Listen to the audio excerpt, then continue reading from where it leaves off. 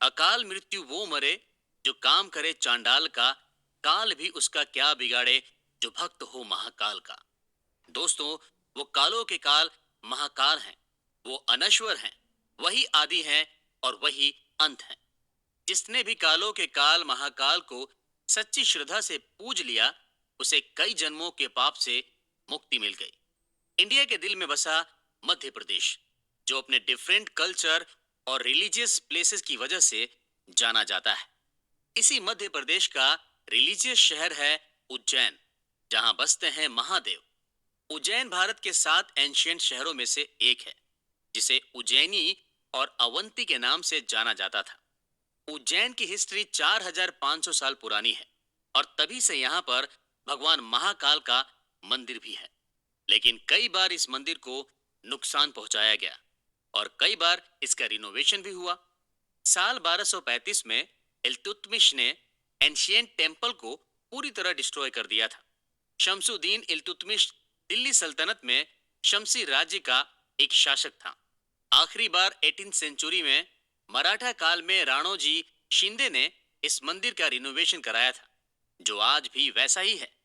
शिप्रा नदी के किनारे पर स्थित महाकालेश्वर मंदिर भगवान शिव के 12 ज्योतिर्लिंगों में से एक है। यहाँ पर भगवान शिव का ज्योतिर्लिंग कैसे स्थापित हुआ, इसकी भी एक इंटरेस्टिंग कहानी है। शिव पुराण के अनुसार उज्जैन में 4 वेदों का नॉलेज रखने वाले बहुत ही विद्वान पंडित रहते थे। उनका नाम वेद प्रिय था। वो भगवान शिव के परम भक्त थे। वेद प्रिय रोजाना भगवान शिव का पार्थिव शिवलिंग बनाते थे और उनका अभिषेक करते थे। मिट्टी से बनाए गए शिवलिंग को पार्थिव शिवलिंग कहा जाता है, जिसकी पूजा के बाद नदी में या किसी भी जलाशय में विसर्जित कर दिया जाता है। भगवान शिव के आशीर्वाद से ब्राह्मण वेद प्रिय के 4 बेटे हुए, जिनके नाम देवप्रिय, प्रिय मेधा, संस्कृत और सुवृत थे। प्राचीन काल में असुर राक्षस ब्राह्मणों और साधु संतों को बहुत परेशान किया करते थे, जिनका जिक्र रामायण और महाभारत में भी मिलता है। उज्जैनी में भी एक राक्षस रहता था, जिसका नाम था दुष्यन। दुष्यन को भगवान ब्रह्मा ने वरदान दिया था कि हर युद्ध और लड़ाई में उसकी जीत होगी और उसे कोई हरा नहीं सकेगा। राक्षस दुष्यन को इस बात का घमंड था और उसने पूरी पृथ्वी में आतंक मचा रखा था। उसने एक दिन अपनी सेना लेकर उज्जैनी पर भी हमला कर दिया और ब्राह्मणों और साधु संतों पर अत्याचार करने लगा। तब विद्वान वेद प्रिय के चारों बेटों ने लोगों को भरोसा दिलाया कि अगर वो सच्चे मन से भगवान शिव को पुकारेंगे तो भोलेनाथ जरूर उनकी मदद के लिए आएंगे। उसके बाद चारों भाई पार्थिव शिवलिंग बनाकर भगवान शिव की तपस्या करने लगे। उनकी तपस्या को बर्बाद करने के लिए राक्षस दुष्यंत वहां भी पहुंच गया, लेकिन वो चारों तो भोलेनाथ की भक्ति में मगन थे। दुष्यंत ने चारों को मारने के लिए अपने हथियार उठाए। तभी धरती चीर कर भगवान भोलेनाथ सभी के सामने आए और उन्होंने राक्षस दुष्यंत को भस्म कर दिया। उसके बाद भगवान शिव ने ब्राह्मण के चारों बेटों को वरदान मांगने के लिए कहा। तब उन्होंने कहा कि आप लोगों की रक्षा के लिए यहीं पर ठहर जाइए, और बाबा महाकाल वहीं पर शिवलिंग के रूप में स्थापित हो गए, जिसके बाद से ही यहाँ पर भगवान शिव महाकालेश्वर के रूप में स्थापित हुए। 12 ज्योतिर्लिंगों में महाकालेश्वर ही इकलौता ऐसा ज्योतिर्लिंग है जो दक्षिण मुखी है।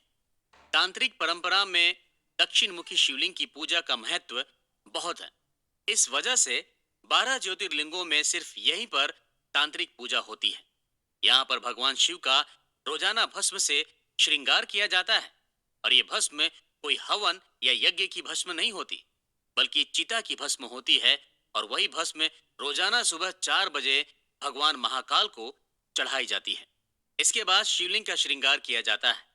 श्रृंगार के बाद आरती होती है, जिसे भस्मारती कहा जाता है। उज्जैन में बाबा महाकाल की भस्म आरती में शामिल होने के लिए कुछ नियम होते हैं, जो यहाँ आने वाले हर भक्त को मानने पड़ते हैं। भस्म आरती में शामिल होने के लिए पुरुष सिर्फ धोती पहनते हैं और औरतों के लिए साड़ी पहनना जरूरी होता है। जब बाबा महाकाल पर भस्म चढ़ाई जा रही होती है, उस वक्त सभी औरतों को सिर ढकने के लिए कहा जाता है। इसका मतलब यह है कि भगवान शिव को भस्म चढ़ाते हुए औरत नहीं देख सकती है। जब भस्म चढ़ जाती है, और भगवान का श्रृंगार हो जाता है, तब औरतें सिर से पल्लू हटाती हैं और भस्मारती में शामिल होती हैं।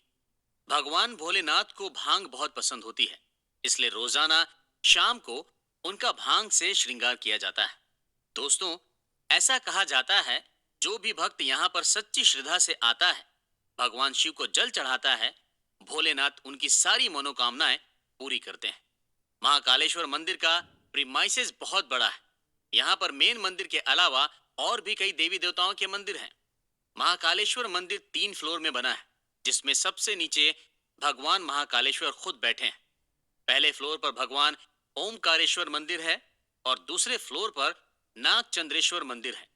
नागचंद्रेश्वर मंदिर की खासियत यह है कि यह मंदिर साल में सिर्फ एक ही बार खुलता है।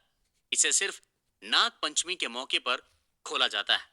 हर 12 साल में एक बार उज्जैन में कुंभ का फेमस मेला भी लगता है, जिसमें देश और विदेश से लाखों संत और साधु पहुंचते हैं, जो 1 महीने तक चलने वाले कुंभ मेले के दौरान उज्जैन में ही रहते हैं।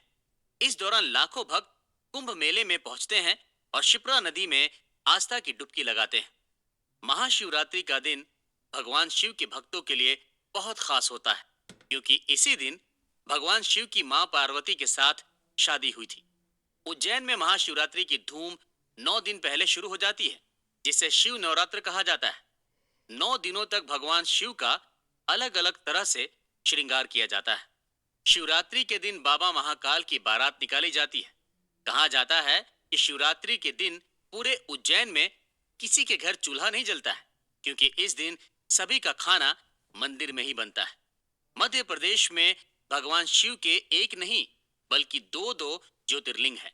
तो चलिए चलते हैं अगले ज्योतिर्लिंग के सफर पर, जो है ओमकारेश्वर ज्योतिर्लिंग।